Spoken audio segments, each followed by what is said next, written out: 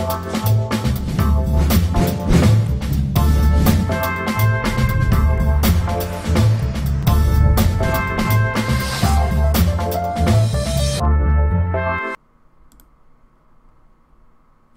everyone, today we're going to be playing some Standard. Temur Energy is basically the most popular deck on Magic Online right now, and I'm gearing up for the SCG Invi in a week or so, and after that is basically Hour of Devastation, and maybe everything changes, who knows. But I got a big tournament that I got to win, so everyone else is also, you know, trying to win PPTQs and stuff, so this is still pretty relevant, I think. And yeah, this deck is basically crushing it on Moto. Just kind of goes to show that you can take out Felidar Guardian, you can take out Aetherworks, Marvel, whatever, but there's still going to be a viable energy deck. There's also Black-Green Energy that's doing pretty well, but yeah, this deck has a lot of the same stuff, like Servant of the Conduit, Attune with Aether, Harness Lightning, etc. The only thing that changes is how you actually try and kill your opponent, so this deck is kind of ramping into big things like Bristling Hydra and Glorybringer, so not really like the weirdo combo mid-range decks we've seen. This one is basically just like green-red monsters with some rogue refiners, but it is still pretty cool and does pretty well against things like Mardu and zombies too. I think a lot of people that have been asking me for zombies advice have been saying that they've been struggling against this sort of deck, which makes sense. Like Bristling Hydra is very difficult to kill, and Glorybringer generally represents a fairly large tempo swing, so yeah, I have 22 land. A lot of people only play 21, which to me seems kind of sketchy, especially since you have access to things like Sheltered Thicket to mitigate flooding to some degree, and you are trying to get up to 5 mana, so playing 21 lands just seems like kind of bizarre to me. You also have like Tireless Tracker in the main deck, and like Ronus, like you have a lot of good mana sinks, so there's really not a lot of reasons to skimp on lands. So I have 22. This is pretty similar to like old Marvel mana bases, except there's a little bit more emphasis on hitting double red for things like Chandra and Glorybringer. You also have Magma Spray, which is good if you can cast it on turn 1. Otherwise, past that, it is a way to fill your curve. Like if you have 4 mana and you want to play a 3-drop and a removal spell, you have that option. Magma Spray is good against Mardu and it's good against zombies. Otherwise, you could play Cut Ribbons. Cut Ribbons is a little bit better in the mirror match, just because things like Long Tusk Cub, Glorybringer, Tireless Tracker can all get like a little bit too big for Magma Spray to kill. But I do think that Spray is probably the better main deck card. Green Black Energy is another one too, where they just have like a lot of 2/3s and bigger creatures that you want to kill. But yeah, I think Cut Ribbons is a viable option, but I do think that there is a reason that everyone is playing Magma Spray main deck, and it's probably because it's correct, but it does make the mana a little bit more demanding, whereas like Cut Ribbons is kind of like a turn 3, turn 4 card, and Spray is really something you want to do on turn 1. So I could see trying to find room for another untapped red source. It probably involves cutting a Sheltered Thicket for a Mountain or a Spire Bluff Canal or something. But I wanted to play with the 2 thickets and just see how they played out, you know. Other than that, the mana base is pretty normal. We have 10 green sources for untapped on turn 1, not counting the Aether Hubs. You will generally keep Aether Hub attuned with Aether, so Aether Hubs do kind of count, but as far as like, you know, like Aether Hub into Long Tusk Cub, that's probably not going to get you very far. There are also the Sheltered Thickets too, but like Sheltered Thicket attuned with Aether is generally not a keep, or it's not like a happy keep. You would probably keep it, but it's like if on turn 2 all you're doing is attuning, and then if you don't hit your 3rd land drop, you're just playing a 2-drop on turn 3, like you are likely going to lose that game, so you do have to get a little bit lucky, but yeah. Probably more reasons to actually just like get rid of these Sheltered Thickets entirely, but whatever. So Attune with Aether, we have Harness Lightning, Magma Spray for the removal spells.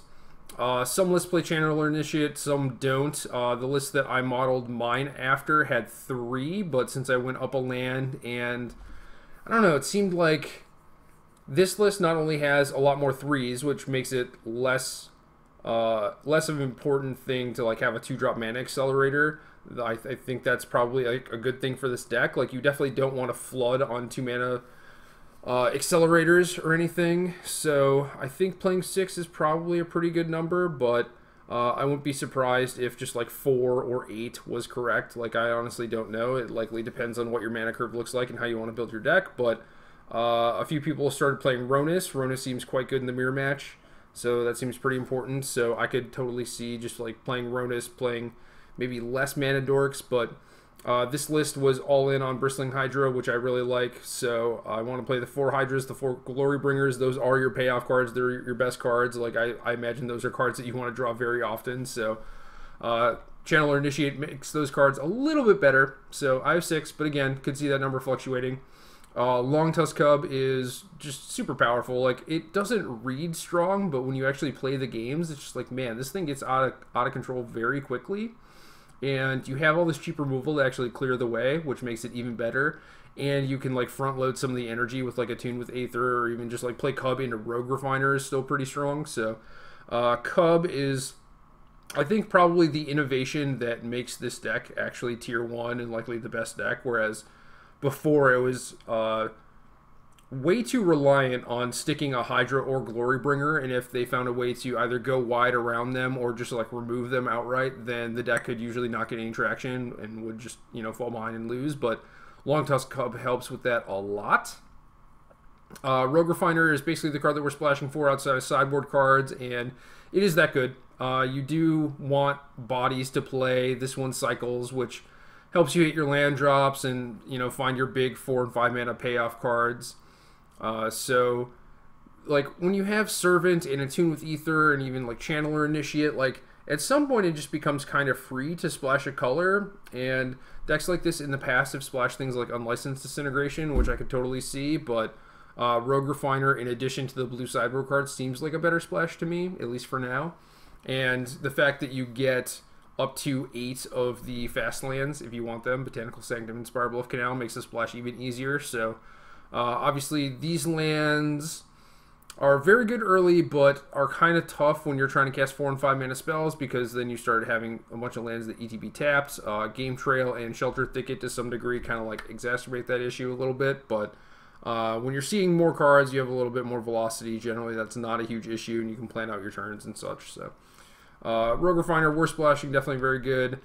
Tireless Tracker is a card you don't typically see in the main deck outside of decks that already have a bunch of removal spells. So Tracker is a fine engine in something like Black-Green Delirium, but in these decks, a lot of the time, they didn't have enough removal. It was just like Harness Lightning, so you'd be like activating Tireless Tracker, but if you were behind, you're just drawing into like more stuff that is not helping you, right? Like if you're like, oh man, I'm dying to this Heart of Kirin, like I need to sack these clues, and you're just drawing like more Hydras, more Cubs, whatever, it doesn't actually help you. But this deck does have a little bit more extra removal. Like you have Magma Spray, you have Chandra, Glory Bringer kind of counts to some degree too. And then you even see some lists going up to like 7 or 8 removal spells, which I don't think is entirely crazy. Plus Tracker is just like a very solid card in its own right, especially against like control decks and mid-range decks. So it kind of does have a place, but in order for it to be at its best, you do need a reasonable amount of ways to actually interact with your opponent, which a lot of decks generally don't have. Like they're pretty light on interaction in game 1, just like trying to focus on doing what their deck does best. But this deck has the Magma Sprays, Chandra kind of counts, Glory Bringer kind of counts, so Tireless Tracker should be able to find you ways to interact with the board. Noticeably absent is Whirler Virtuoso, and I think that card is generally good if you're trying to protect Planeswalkers, and certainly I think that there's a version of this deck that could play like Oath of Nissa and Nissa, and at that point, once you have like Nissa and Chandra, you probably want Whirler Virtuoso just to help protect your Planeswalkers and be another useful energy sink, but this deck already has Long Tusk Cub and Bristling Hydra for energy sinks, so I don't think you necessarily need a sink. Cutting Whirler makes the mana a little bit better, and it also frees up 3-drop slots for Ronus, which could potentially be very good. So 4 Hydra, 4 Glory Bringer, only 2 Chandra. Chandra is obviously a little bit better the more accelerants you play, but at the same time, the format seems like fairly fast-paced, and Chandra on the draw is not really where you want to be, so I only played 2 copies. I could see you sideboarding a 3rd copy both for control and for matchups when you're on the play, but it seems like kind of a high variance card. I do think that you want like a bunch of different permanents to help you against control and mid-range. Just make it a lot easier or a lot more difficult for them to actually like control the battlefield, control what you're doing. So I do want some planeswalkers in this deck, but Chandra seemed like a little too high variance, but maybe that's incorrect. I don't know. We'll find out. Basically, for the main deck, sideboard is basically where you're going to find like the bulk of the interaction of this deck. Like the game ones are just like, you know, play a few big creatures and kill a couple key creatures of theirs, and hopefully your big creatures will carry you. And then the post-board games get a little trickier because they're going to have ways to interact with you, so you need ways to interact with them. The game slowed down a little bit, so maybe you want some ways to actually function a little bit better in a long game also. So we have a third tireless tracker. Playing against zombies is third Magma Spray, 2 Radiant Flames, and a Chandra Flamecaller. And I like a Flamecaller at the top end. Flamecaller is basically another Radiant Flames, but if we're going to play 3 sweepers against zombies, I would much rather have the last one be the Chandra, and you have enough removal spells to actually slow the game down to get to the point where you actually cast Chandra.